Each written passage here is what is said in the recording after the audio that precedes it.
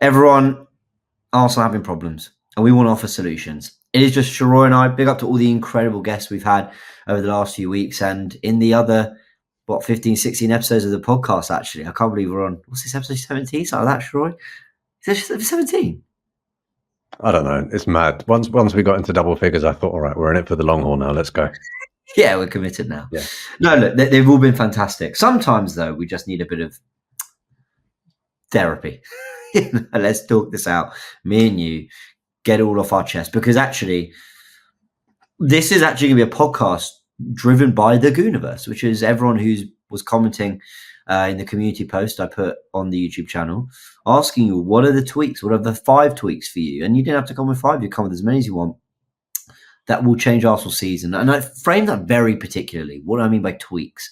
I mean, not moving heaven and earth for this Arsenal team to suddenly look like title challengers. We were very close last year. We've fallen away.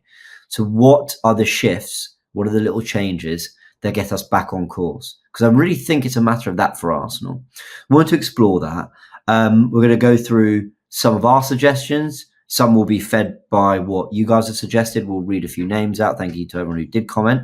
And then we'll talk about Rice, the broken toe, a little bit on Edu as well towards the end of the podcast.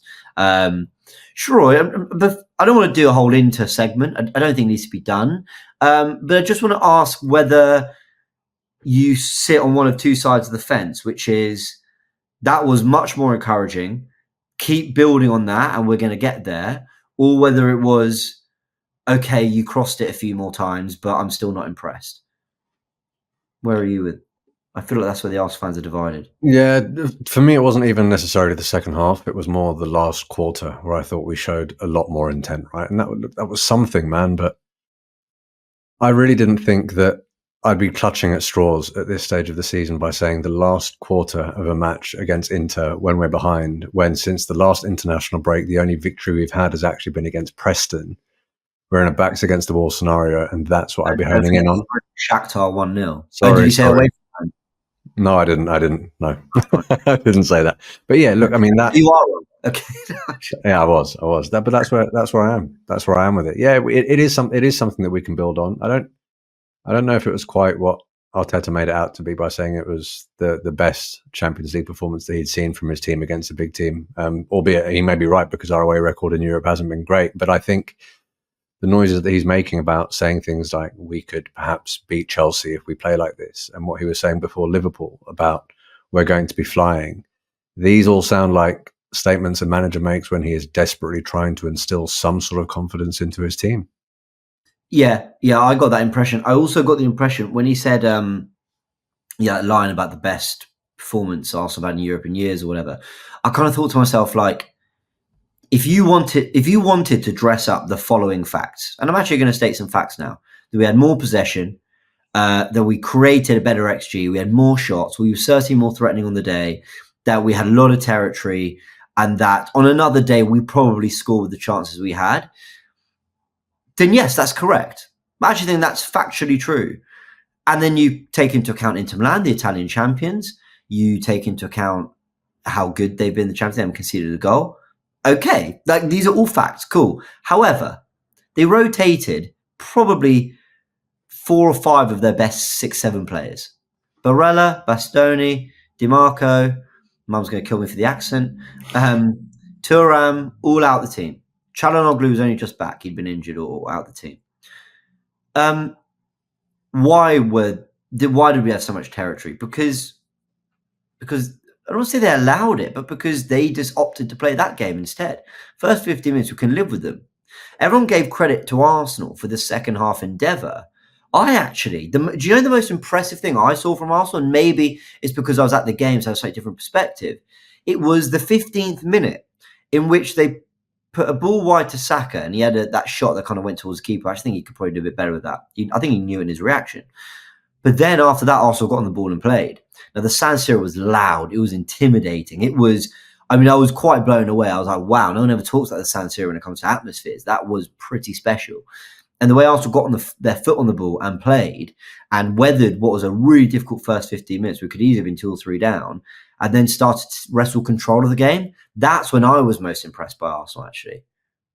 Yeah, and to be honest with you, that exact sort of level of momentum could have maybe continued into the second half had it not been for that penalty. But the reality of the situation is we did go behind, and Inter did what we've done to quite a few teams this season and last season, where you have a lead, you back your defence, and you say, all right, bring it, let's see what you've got.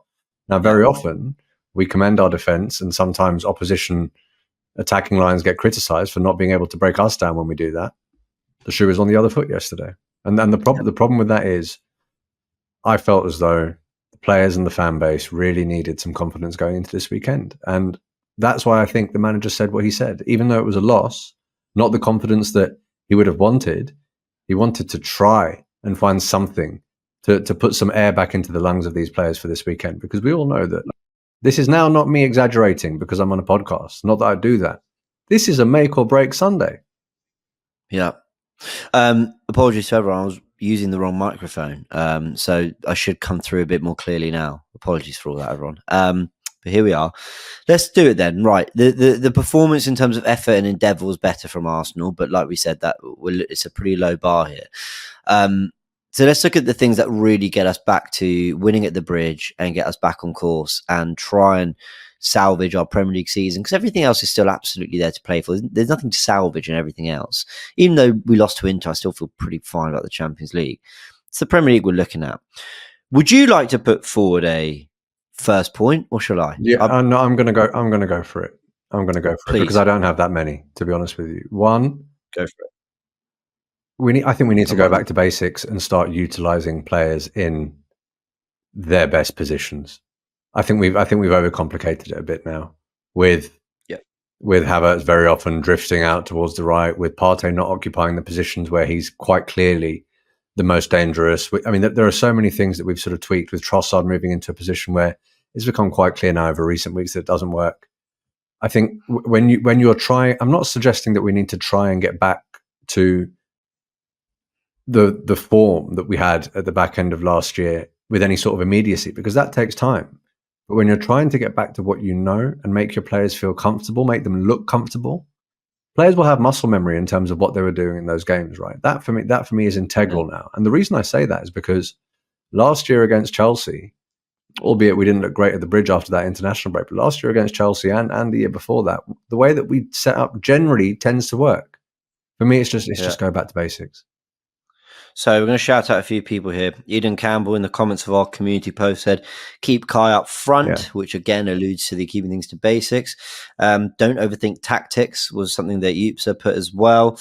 And Mike James came in and said, Arteta to do what he said to me, as in me, myself, James, in the presser, which is not to mix up the positions or not to mix up too many when a tactical change is required. And it's incredible how far he's gone away from that.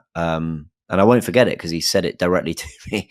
But I'd love to ask him again. I'll say, look, back in the summer, we're very reluctant to break up a particular part of the pitch that functions so well. Why are you willing to break up other positions? I'm sure he's got a good reason. Well, there are certain games where he can probably point to injuries for that, right? I mean, I do understand that, but that's not the situation now. We're talking about what we can do from this point forward to ensure that Arsenal get back to somewhere near their best. We have Kai Havertz fit. We have Martinelli fit. We have Saka fit. We basically have our entire starting back four fit.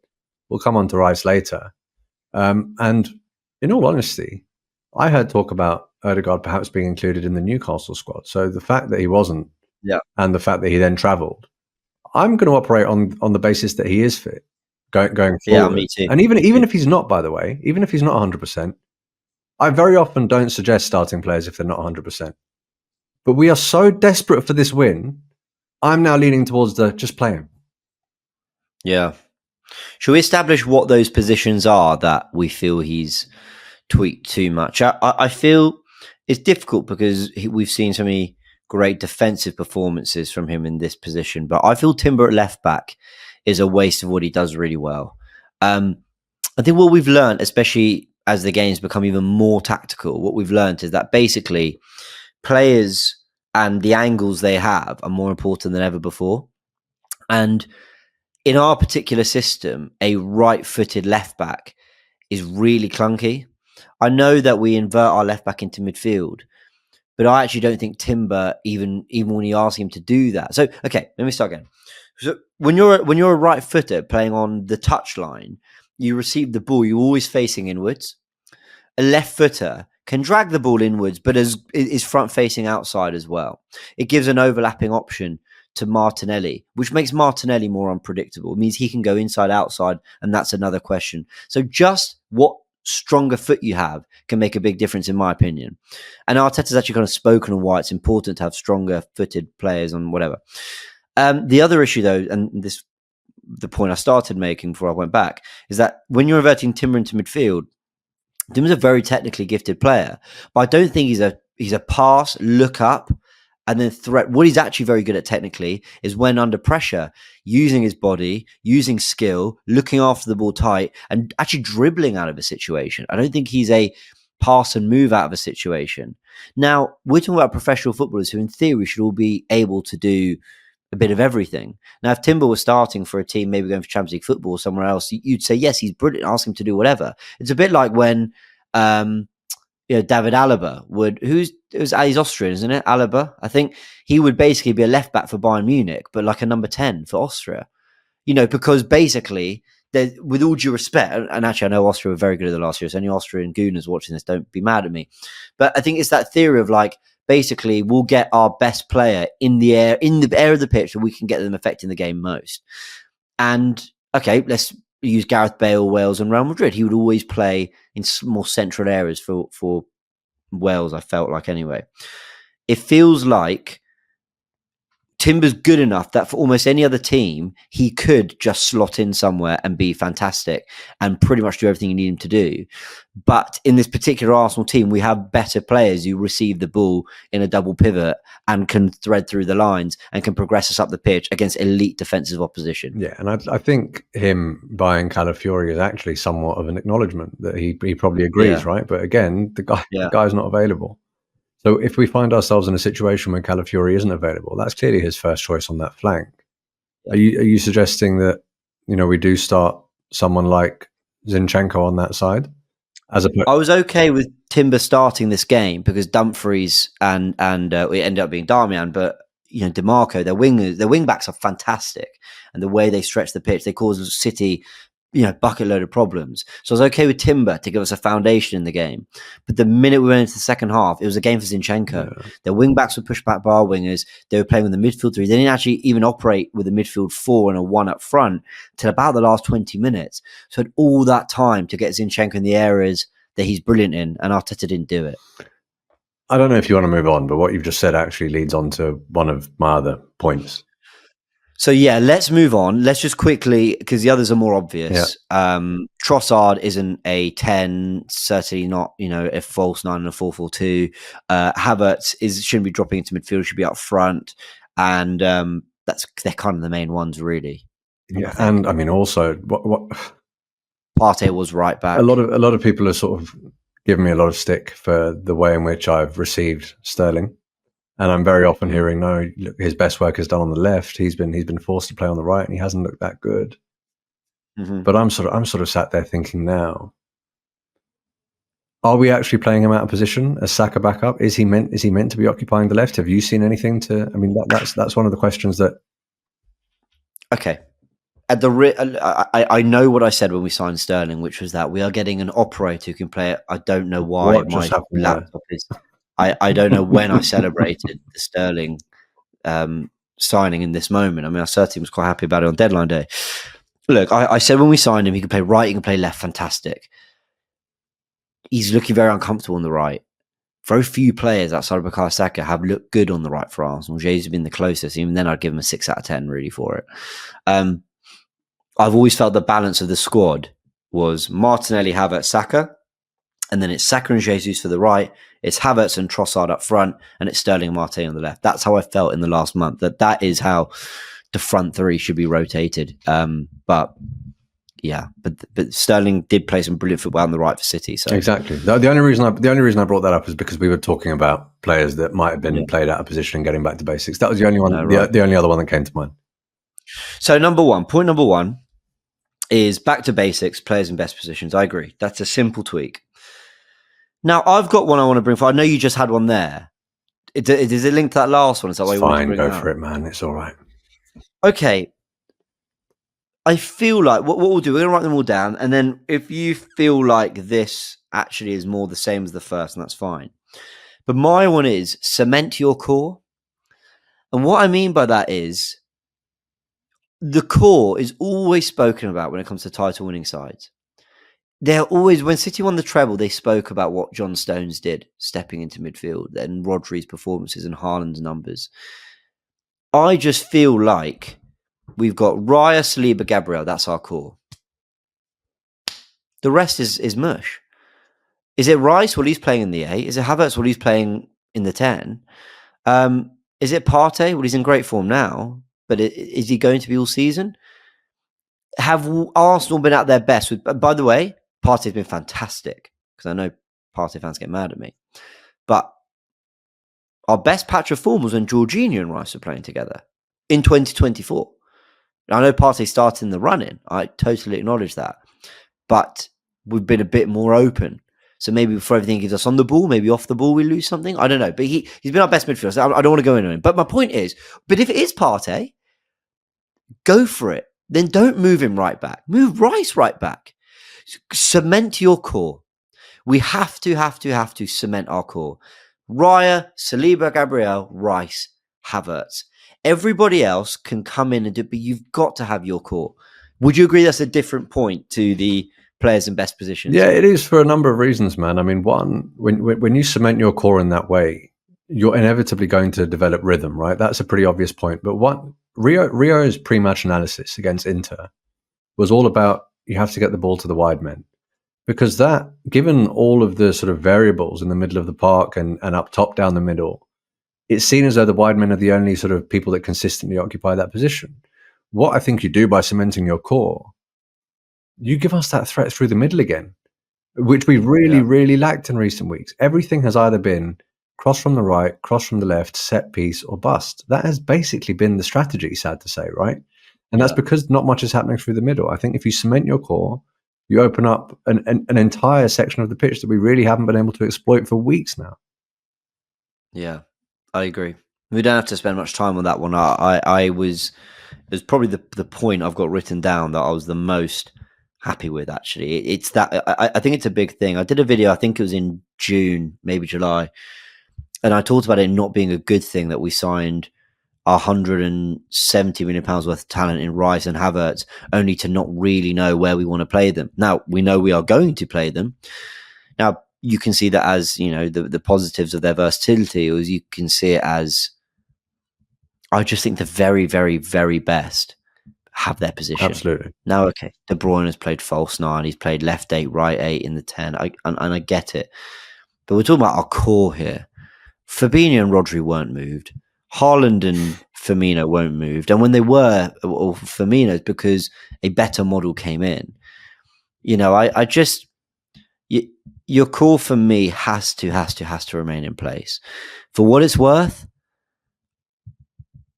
I would persist with our strengths has been our defense and our presence. And Thomas Partey doesn't deserve this because he's been in fantastic form. But I would build around Raya, Saliba, Gabriel. I was about to say Rice in the 6, but actually, just as I think about it, we play our best football and it's Partey. But whatever. Do you know what? Decision for Mikel. But pick one. Bloody pick one. Yeah. I hear you. That's. I mean, this is the difficult decision he's got, right? So I'm struggling with it. I mean, he works these. He knows them personally. He's seeing them in training every day. He's probably tearing his hair out, thinking, "Well, who's my starting 6?"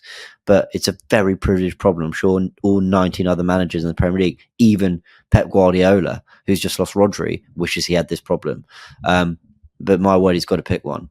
Yeah, for sure, man. And I mean, look, if the difficulty he has in this situation, I think we all agree that our best football has been with Partey in the 6, all right? So are you then putting Rice in the 8, where he has looked desperately ineffective, in a position where you have basically gone and bought, one of your 3 summer signings was designed to occupy that position. And this is someone that you said you had your eye on for a while. What you do in that situation, man, your marquee signing, your £100 million player, is now holding bench. A lot of people will say, no, that can't run. But if that's what form dictates, and you need a result, then that is what form dictates. There is no more room for for keeping everyone happy and doing what you perhaps ought to do because of the figure that you paid for someone. You have to do what's best for the team. And if at any given moment, dropping an expensive player is what's best for the team, Pep Guardiola has no trouble putting his £100 million Jack Grealish on the bench. You know, you're right. there came a point where even, I'm not saying Ten Hag is an example to follow, but there came a point where Anthony was, discarded ultimately. And he said, you know what, mate, I paid a lot for you. I thought you were good, but it's not working right now. I'm going to try something else there. These things happen in football. This isn't me saying Declan Rice isn't good enough to start for Arsenal. This isn't me saying we don't need to build around him. This is me saying if it's evident that he's struggling for form, and I would say the same about Trossard, if it's evident that he's struggling for form, and that's one of the reasons the team doesn't look as potent, Mikel, it's on you to change it. No one else can. Yeah. Do you want to come with your third point? It came from when you were talking about Inter being a game for Zinchenko. I think this is a theme that a lot of fans are getting onto Mikel about, and I think it's become very apparent, particularly in Newcastle and Inter. If it's not going your way, we need to change it quicker in game. I think that it's now becoming a bit ridiculous because you're right. It was a game for Zinchenko, but that change could have been made considerably earlier. Watching the Newcastle game, watching the Inter game, it became very apparent to me that it wasn't going to be Trossard's day for one reason or another. Ethan, I mean, I'm not going to sit here and keep talking about how amazing Ethan is. Everyone's done it, but he did come on and look like he was going to make more of a difference than Trossard did. God knows what would have happened had he had half an hour. I think there has to be an element of bravery in trying to turn the tide of the game. And in order to turn the tide of your season, you have to turn the tide of certain games. That's where we are right now. I'll tell you how I've worded it here, right? Oh, is this one of yours? Some comment. I had a similar one. I originally had it as trust your squad, but I worded it as trust those who got you here. Yeah. Zinchenko and Jesus, the fan base doesn't rate them anymore. Fine. We've evolved beyond them. Fine. I don't expect them to start week in, week out in a title-winning side. Fine. Man City and Arsenal have now both felt this way. But why are we treating them like they're useless? Now, okay, he brought him on, Jesus, at half-time against Inter, so that goes against my argument that he feels so negatively about them. But, like, Jesus struggled against Southampton before the international break. Game back against Bournemouth, he opted for Sterling. So basically, he gave him an hour to kind of convince him otherwise before he went for the other guy. Zinchenko, I actually thought looked really good in pre-season, was dropped for Timber the minute we had to play the Villa game. Then he had an injury. We haven't seen him since. And he is so unbelievably reluctant to use him. He brings him on so late. Zinchenko and Jesus unlocked the football that people still dream of the 22-23 season. They did. And we still played some of that football when Jesus was injured. So I don't understand. I get Arsenal fans being a bit fickle and going, I don't want him anymore, get rid. But I don't get how Arteta himself spent a combined 70, 80 million on these two. And basically in their third full season, in which they've both been a bit unfortunate with injuries, and actually since having them both, we have challenged for titles, he's just decided, like, don't want you anymore. And that's the way he's utilizing them, like with real reluctance. 10 minutes to go. All right, then, fine. That's not, sorry. Whatever we think as a fan base, we might agree with the decisions to ultimately not play them much. You sign them. It's actually upon him to try and convince us we're wrong, not for them to feel so discarded, which they do to me, I have to be honest. Yeah, I hear you. I mean, in Arteta's defense, a lot of people said that about Zinchenko when MLS was brought on against Liverpool, right? A lot of people said, well, that means that Zinchenko's lower down in the pecking order. But I also think there is an element of what you were saying, which is, well, there are only really now particular games for Zinchenko because of what we've seen from him historically, right? When you're up against Salah, that's probably not one of them. When you're one behind in a game like yesterday where the opposition isn't being particularly adventurous and you need to unpick a lock, maybe that is. My overarching point, I'm not disagreeing with you, but I don't think that bringing Zinchenko and Jesus on whenever anything needs to be changed is immediately the answer. It is sort of a horses for courses argument with some of these subs, right? And looking at Jesus, it's another one where you can look at it two ways. You can say, right, he's the kind of player that could maybe create something out of nothing in a game that looks quite rigid and quite regimented. But he's also the kind of player that if there is one chance in a game that's going to fall to someone, do you want it to be him? because people aren't necessarily that confident that he's going to put it away. And with respect, I don't even think Gabriel Jesus is that confident that he's going to put it away. So I think there is an We're element not of even in sparring a, with these subs. for sure, but we're also not in a we're creating loads of chances. Yeah. I mean, it's one thing when we lost at home to West Ham, we had an abundance of chances, and we looked at Jesus thinking, "Oh my word!" But we're not in a high chance creation, run of form. So for me, at this point, give it to the bloke who can receive the ball back to goal and spin a player and spin a defender and try and make something happen and open up the pitch. That's what I thought Waneri did really well when he came on. So trust the squad, make changes quicker, but we've sort of incorporated, trust those who got you there. It's basically trust the squad because you've had long enough now. You need to trust them. We've got a few more. I'm just going to go through some comments really quickly. Ore Gooner said he wants to look at Zinchenko in midfield, potentially in the absence of Erdegaard, but obviously acknowledging that Erdegaard might well be back now. DJ006 said drop Trossard. That's kind of in line with what we were saying earlier about the players. What I was saying there about trust the guys who got you here, Thierry Henry 674 said revert to the 22-23 tactics. And I can't remember if it was Thierry Henry 64 who said this, 674 who said this, but basically, if you're going to, one thing about the 22-23 campaign was that the football was so great, it was electric and it energized the fans as well.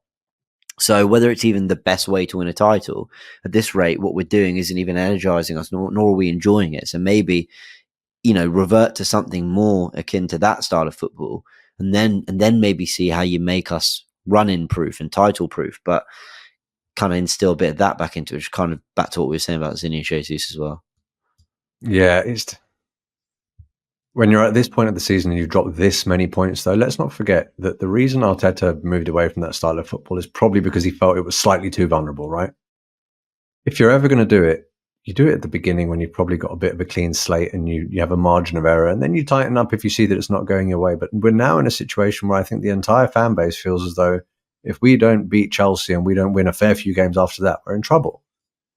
Yeah. Is that the moment? Is that the moment to go gung ho? That's my point. I mean, look, it could work. I'm not saying it couldn't, but we all know that Arteta is a man who likes to play the percentages, and the percentages don't fall in favour of that argument. Absolutely, it's not percentages football to release the handbrake. I mean, I am versus saying that we should release the handbrake off, which I think was an Arsene Wenger quote or someone, I can't remember. Axial Point said we need to focus on the attack. That was a point he made. I mean. You're so right, and the reason I'm smiling is we're asking an already vulnerable team to basically try and make themselves more vulnerable in the hope that we outscore the opposition, and I've never really seen football work like that. I think maybe what saved Arteta's job was him going back to a 4-2-3-1 and getting the kids in, and we beat Chelsea 3-1, and it sparked was actually quite half decent, second half form. But that was I think job on the line, and him going, I'm going to go out the way I want to go out, and I'm going to show you all what my football should look like. And suddenly, wow, we looked a half decent side. All right, let's go to my second point, which is also the fourth point. Weird one. You ready for this? I want him to show some anger in public, Mikel. Let me get this point and then copy and paste it there. I do. I want him to show some anger in public. Show you're angry and frustrated with the result. Show that it wasn't good enough. Make the fans feel like they're connected to you again. Arteta at his best is when we've all looked at him and gone, that's the boss.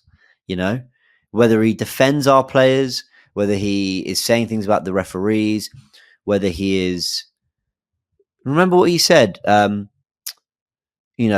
Don't be satisfied. And we were all like, oh, you get it. Of course I remember. We all remember. That's the point about this season. We all remember.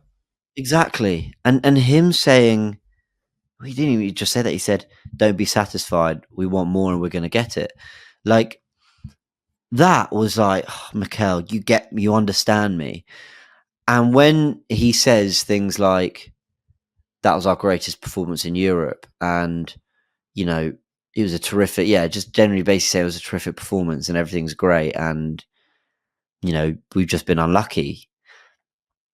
You're not connecting with the fans there for me.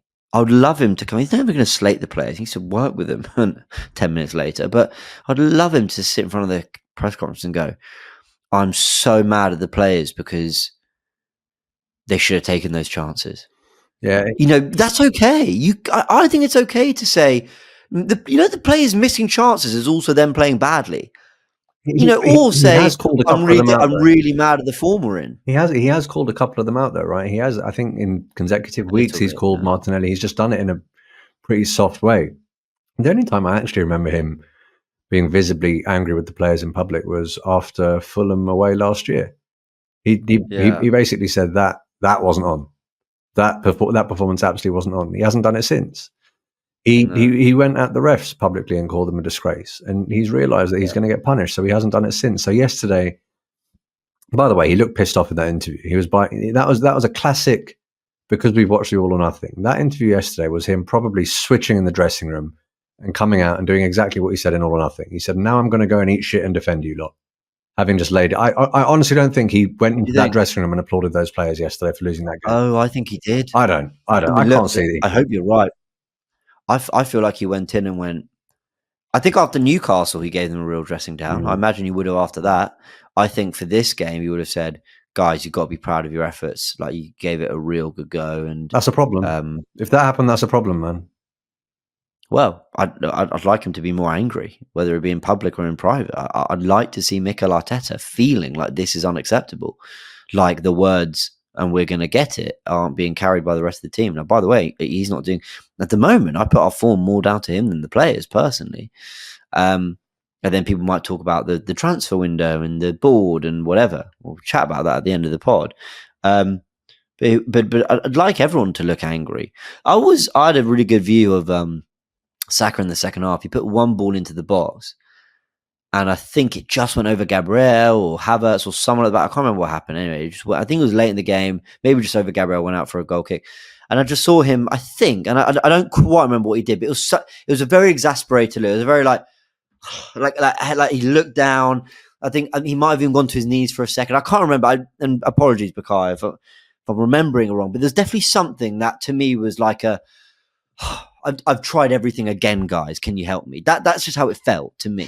Havertz did something similar. Havertz did something similar. I don't know if you remember that there was Trossard is on the right-hand side. It doesn't look as though he's going to be able to squeeze the ball through. Havertz looks like he's going to dart across the front of the defender. Decides not to. Trossard does get the ball in, and Havertz puts his head in his hands because he's like, "Shit, yes. I should have taken that chance and taken a chance on it and gone."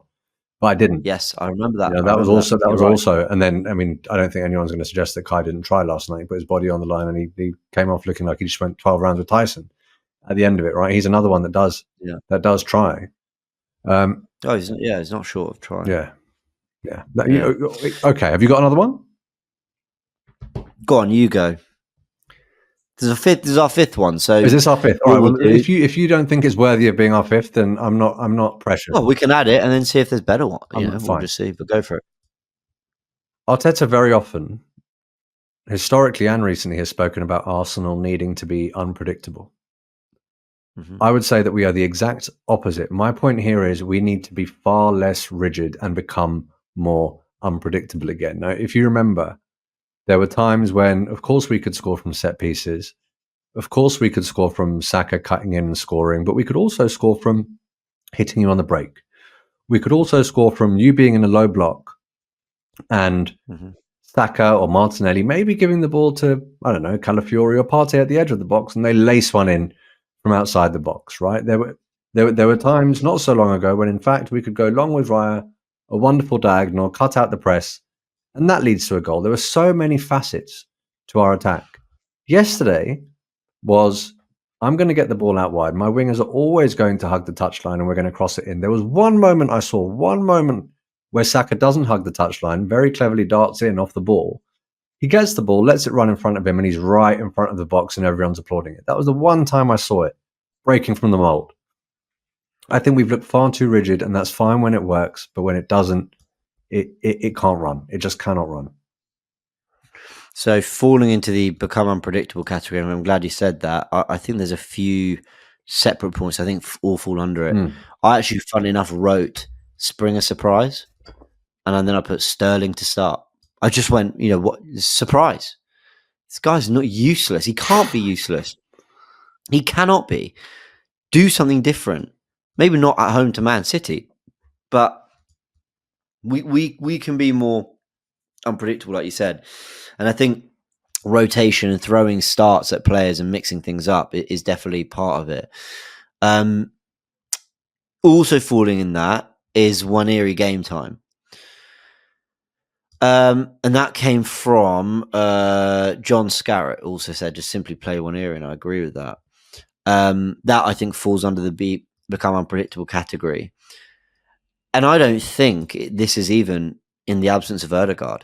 I think these two got to play together at times. They did in the preseason game at home to at home. If we call the LA Rams Stadium at home. At the SoFi, they played together against Man United with Jorginho. I thought they were both really good. And Waneri was the left 8. And then what we saw as well was more examples. I think the second half against Bournemouth in the friendly game, again, they played together. And then we saw it in the last 5 minutes against Inter Milan when Partey threads it into Waneri. He's just dropped from the left 8 role, spanner player.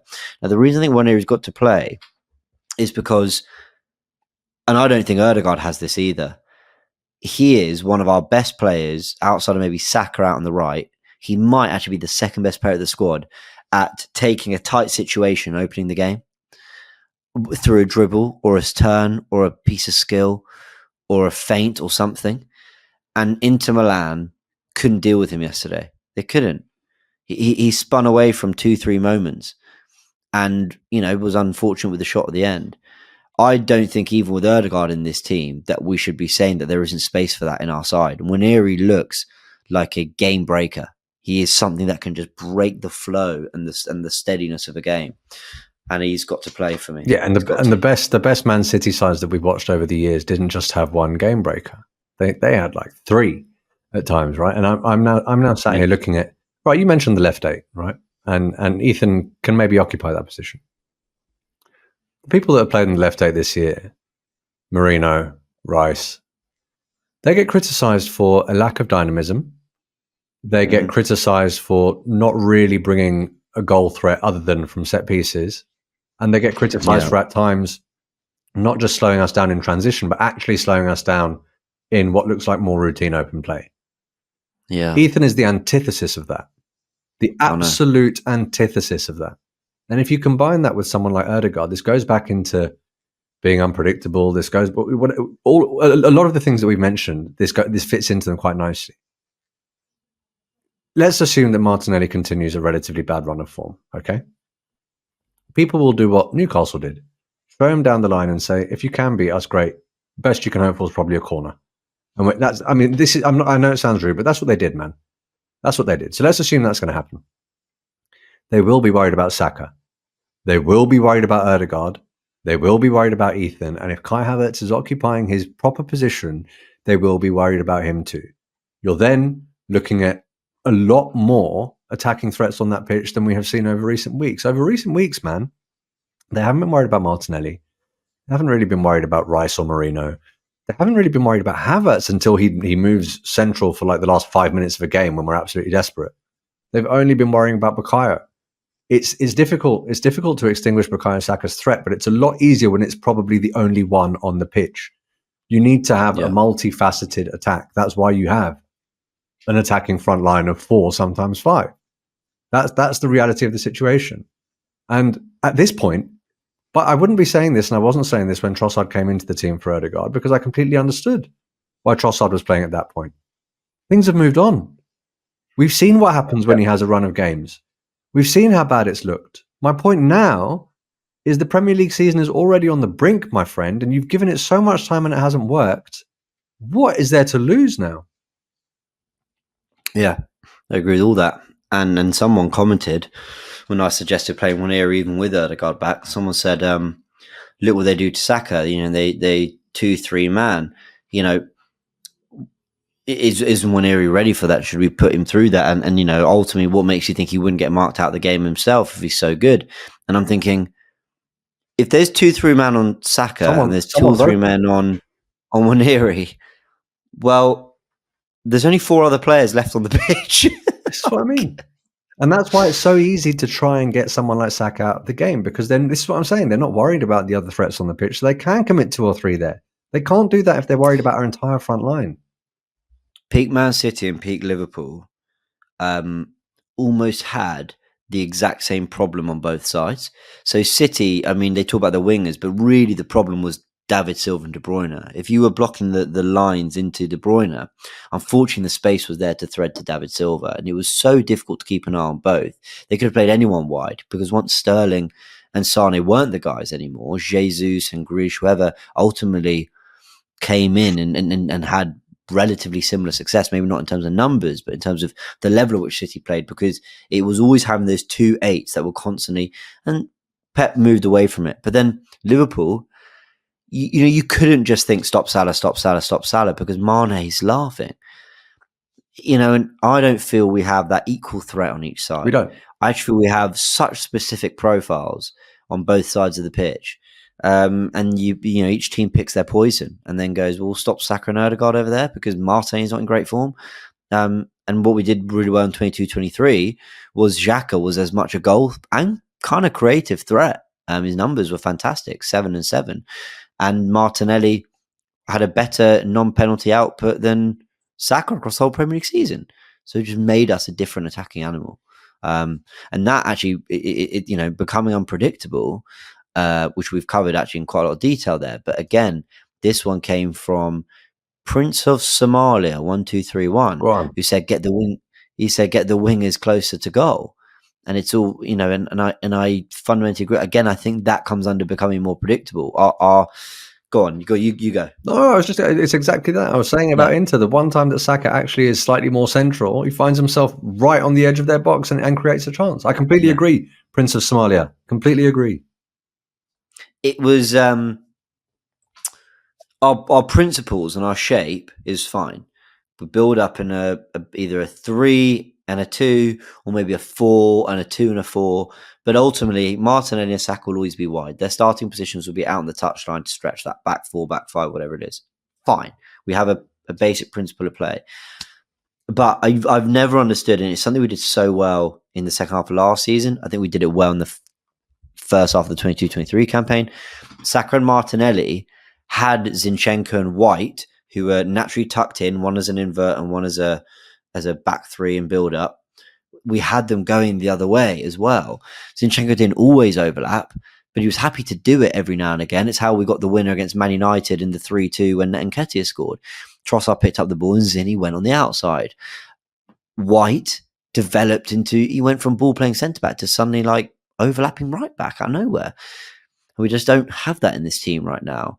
And when you do that, you get Saka and Martinelli close to goal. Why do they have to be close to goal? Because they're actually still our biggest goal threats in this team.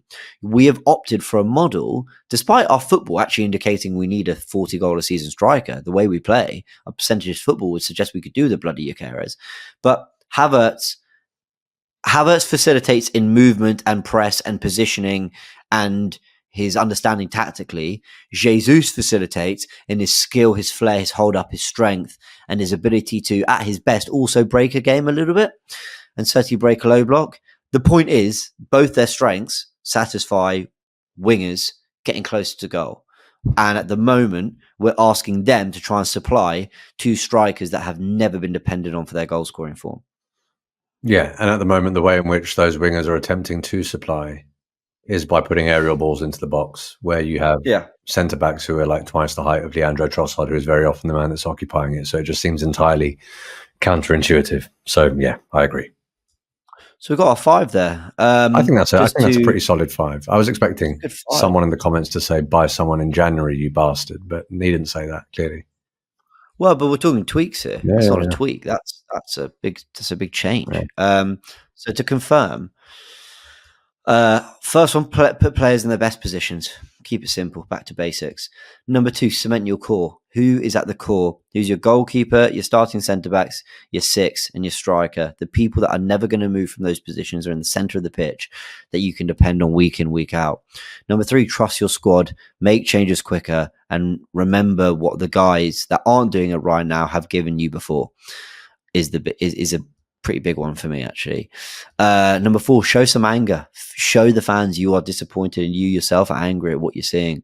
And then number 5, become more unpredictable, which is funny. It's slightly goes against the players in best positions, but it's different. It's the use of the players in their best positions that needs to become unpredictable, not messing around with players and reinventing who they are and what they do best. Completely, man. That's a good 5. That's a good 5. And I assure you, if over the next 10 games we even implement 3 of those, the results will be better than the last 10. Agreed. Josh Ferdez said go to Dubai. That was one he suggested. Yeah. And Razy Windblade, I knew it was a challenge for people, but he came with 5 points. So they're there, guys, in the community. I've liked the comment as well. So go have a little read of his 5 and everyone else whose comments I didn't read. But thank you to everyone who did contribute. I super appreciate that. And it definitely helped with the pod. And me and Sheroy agreed on quite a lot of those. We're not going to have a conversation about this, but Declan Rice supposedly has broken his toe or something. So he's touch and go for Chelsea. I don't know if this is Arsenal mind games. But basically, I expect the same outcome with or without him. I don't think he's in brilliant form. And so my expectations of the team is to go out and beat Chelsea, which is not going to be easy. We won't really preview the game too much, but what do we know about them? They're good going forward. They're a bit shaky defensively. They've got a really deep squad. At our best, we're better than them. But at the moment, they're probably, the table shows it. They're better than us. I don't believe that's who we really are. So let's flex and remind them that we're better than them. I was watching them. For anyone wondering, we're recording this whilst they're playing a team I think called Noah from Armenia. Chelsea almost went 1-0 down in the first couple of minutes, and I sat there and thought, "Ooh, this could be interesting." They were up 6-0 by halftime, right? And I'm sat there looking at the players that are playing in that match. I don't think they won. I don't think even 2 or 3 of them start against us on the weekend. That could be of some benefit to them. Everyone was taking the piss out of them for the fact that they had a massive squad, right?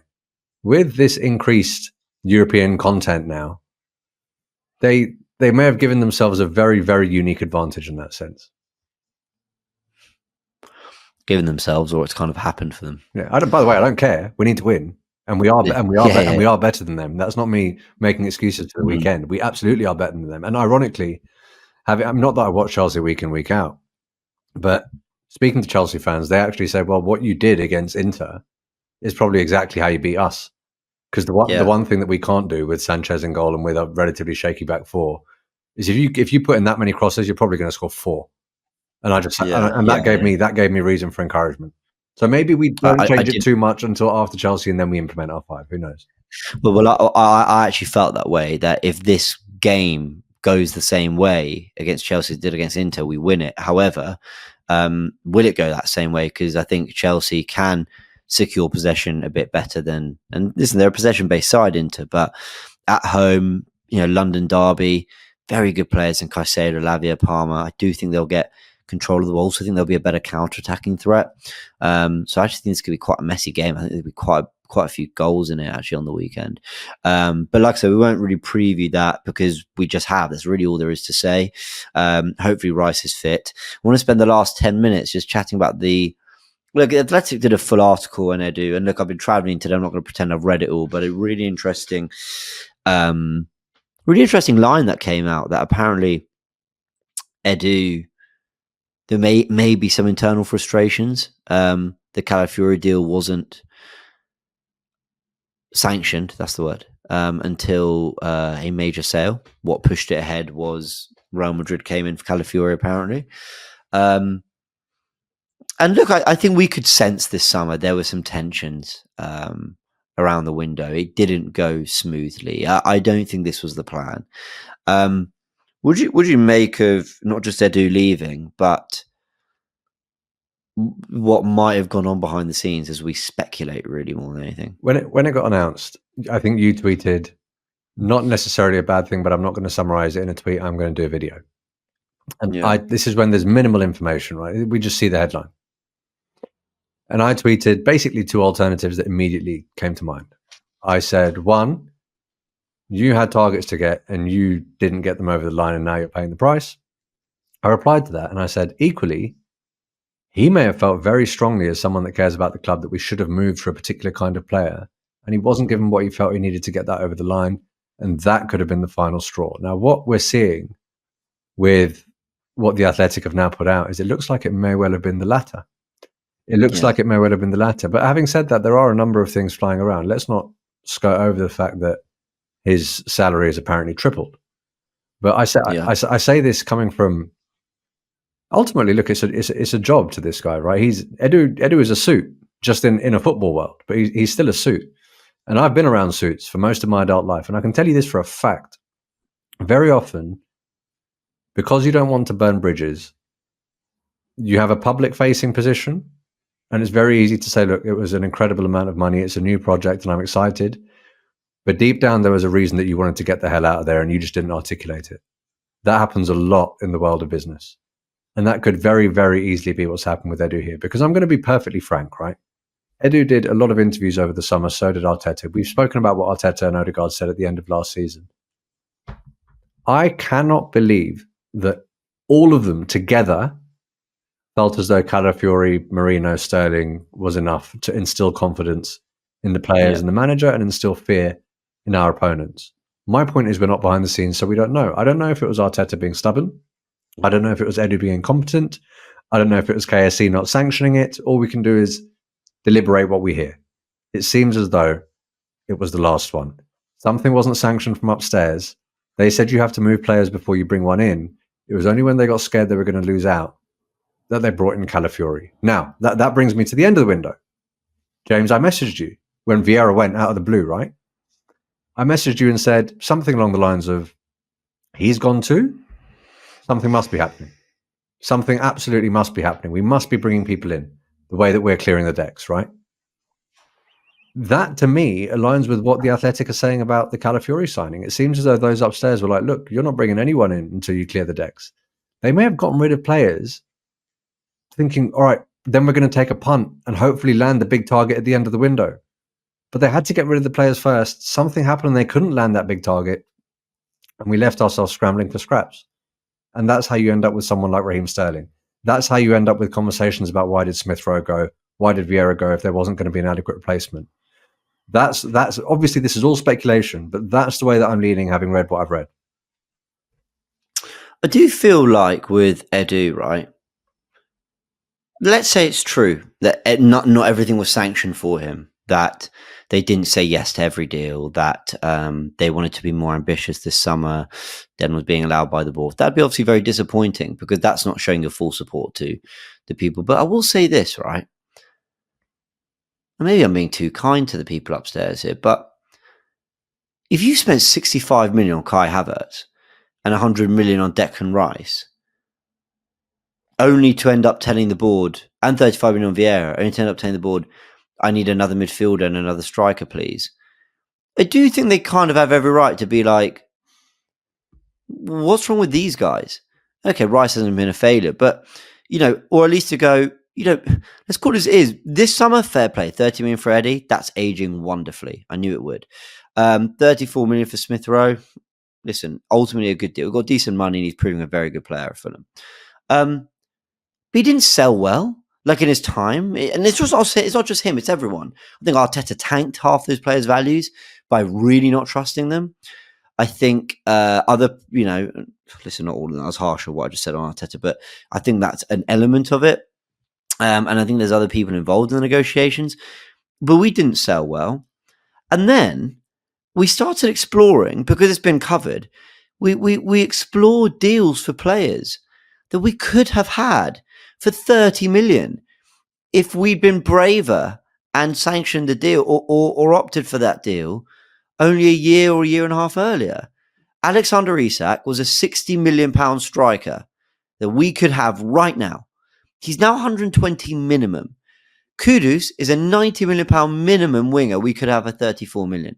Lucas Paqueta is a £70 million midfielder minimum we could have had for about, again, what do they pay? 55 maybe? Okay, still quite a lot. We're paying 70, 80 if you want him now. Bruno Guimaraes is a £100 million midfielder that we could have had for 33 or so. So like my sympathy on they didn't sanction everything we wanted, like, only goes so far. I understand it's frustrating, and I do think, like, if the board are really ambitious, but they're not just saying no for the sake of it, they're not just going, no, No, we're not going to do it. There's clearly a financial reason. There's clearly a pressure from elsewhere that's saying we can't keep doing this. Like, and sorry to halt the parade, but we also kind of got to keep you in line a little bit. And again, that's so, I don't want the club to be like, I want the club to just spend money and be ambitious.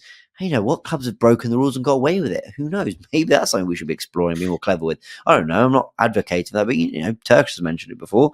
Maybe it's something there. But my point is, I don't believe people at the club just decided they didn't want to make the money available. No, we're just not going to do it. Like, there's a clear reason why.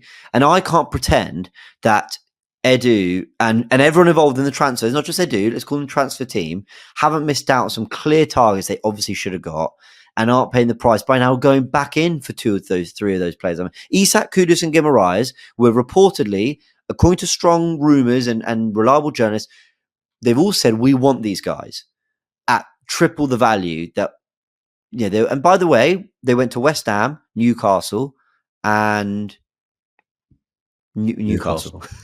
Two to Newcastle before Champions League football, before, you know, no, it was after the Conference League win. You get my point. Like, they were gettable. Don't tell me Champions League football and all this. So look, I feel for Edu. I actually think it's what you said. It's the latter, that actually he maybe felt like, I've done what I can, and there's a really good offer, and I've butted heads a bit, and I'm ready to try something else. And we're only speculating, but I can understand why there might be a frustration that the transfer committee didn't get more right. Yeah, I hear you on that, particularly when you're talking about the player down the middle and the midfield. I get it. Yeah, but last year, Martinelli didn't hit the heights that we thought he was going to hit. Trossard was actually someone that we brought in after looking to explore something upwards of 80 million for Mudryk. A lot of people said it doesn't necessarily have to be a 9. A goal-scoring winger on that flank would do. So we have exactly what we were discussing earlier. Slightly more equilibrium with the threats on the wings, right? That was an area where the names like Nico Williams were floated, for example. I'm not suggesting he was the answer, whatever. A lot of people said, again, looking at the other wing, what happens when Saka gets injured? Do we have adequate backup? So they can't necessarily point at, they can't necessarily say that they've reinforced anything in that position, because I don't think Fabio Vieira was actually bought to play out there. I think he ended up playing out there because we couldn't accommodate him anywhere else at times. But then they get rid of Reece. I'm not suggesting, and here, this is where everyone's going to come in and say, no, but you can't buy a backup. But are you honestly telling me... Who they gave $100,000 a week to, by the way, Carol. I know. But are you honestly telling me that there isn't a player out there like Semenyo or an Mbeumo or someone where you go in there and you don't need to pay 100 million for these players? I'm not saying they're going to be cheap, but they're not going to be that much. Would they not be content to be a rotational option for Bukayo Saka at Arsenal Football Club? Yes. Do they strengthen us? Yes. Don't forget, it did come out that we were interested in Mbeumo, but for one reason or another, the deal couldn't happen. That comes out after the window closes. No one tells you what the reason is. A lot of people are saying Brentford's price was a little bit too high. Well, how much was it? And also this whole point about everyone gives the owners the benefit of the doubt and says, well, they wouldn't just say no. There must be some sort of regulatory reason. I'm sorry, but as I say, I've been in not the sports business world, but I've been in the business world long enough to know that, yes, very often rich people do just say no because they want to make a bit more money for themselves. Yeah, you're right. I'm sorry, it happens a lot. Right. It happens a lot. We give them the benefit of the doubt because they have done some good work, but let's not pretend like, oh, but if they could have done it, they would have, you know? No, you're right. You're right. And actually, I sort of take back what I said about that. But ultimately, I think my bigger point, and people, I've mentioned all the transfers they do and the transfer team missed out on, that they then went back in for. That's embarrassing that you've gone back in for them. It's like, yeah, but we knew they were good then. Why didn't you do it? But anyway, he's done some fantastic work. Ben White, Timber, Gabriel, Calafiori, Zinchenko, Jesus, Odegaard, Declan Rice, Martin Odegaard, like Jorginho, like so many top signings. Ramsdale, even though he came and left, you know, what we got for 2 years, fantastic. And no one saw that coming. David Raya, ultimately being proven right. Kai Havertz, if you stick him up front, you might be right, you know. So there's going to be misses. There's going to be some great work. There is some great work there. But I think there is a side to it where I can acknowledge why the people in charge didn't just get whatever they wanted. But you've kind of convinced me there that actually, I don't know. I don't know. I don't listen. Do you know? I don't know. Actually, everyone, sorry, awful end to a podcast. Here we go. Here's what I don't know. I watch Mikel Arteta every weekend and the tactics he makes in the 11 and how Arsenal play. I don't watch him in training, but I've got a pretty good idea of the job he's doing. And we all do. We're football fans and we know our team. And I've got a good idea of how good the players are playing. Even if there's intricacies of the game that we don't understand, we've got a very good idea whether they're playing in good form or not. They never drop a player that we're like, what? He was doing well. No, Aaron Ramsdale. But it rarely happens, right? It's always the ones that we think are playing badly eventually get dropped. I don't know Edu's job. I don't know the ins and outs. I don't know how to judge this guy other than the players that come in and the players that go out. But there's such a team behind that. And now there's the money man and there's the people saying yes or no. And there's all these things. So I think I'll end it by saying thank you to Edu for his services. I think he was super passionate about the club. He was always fantastic with the fans, always. And he acknowledged everyone and the fans. And he, I think, did have ambitions for the club, big time. And I think he worked brilliantly with Arteta. And I think he is a big part, there's no question, of why the squad is in a significantly better place today than it was. We have a squad that I think you could give to, if Arteta's not a top manager, then a top manager. Guardiola would win the league with this squad, I think. I think Klopp could win the league with this squad. Can Arteta? I think he can, but let's see if he does it. But that Edu's contributed to that. But I just don't feel, like I said in my video on Monday, I just don't feel like we have necessarily regressed as a football club for losing him, personally. It depends on what comes next. They have to get it right, you know. I mean, a lot of people. One thing that a lot of people have honed in on is the longer. I said it with Arsene Wenger. The longer a manager stays at the club, the more he becomes part of the roots at that club, and it then becomes quite difficult for someone with fresh ideas or a different strategy to come in and be able to articulate that. There is always a danger. There is always a danger that you actually have to bring in someone just to accommodate what's already there, as opposed to someone who might actually come with fresh ideas that could kick you on even further. Now, I'm not saying that's going to happen. What I am saying is what you said in your video. It's not necessarily a bad thing, but it's also not necessarily a good thing. We have to see what comes after, and only time will tell. Only time will tell. Go on, give us a score prediction for Chelsea. They're going to score. I'm going for a delusional 2-1 win. I don't know why they're going to score. I don't know why I keep backing these boys, but delusional 2-1 win. And yes, everyone, I'm tired and moody, and I know, but forgive me on this one, everyone. It's been a long week. It's been a great week. But I'm tired. Only because I'm listening to the Chelsea fans I'm speaking to about how they're going to struggle with our aerial threat and our delivery. I still think we're going to concede. I don't know why, man. Something tells me we take this one more delusional than you. I think we take it 3-2. I think it's a messy one. I'll take a 7-6. Just fucking win the game. Yeah, for real.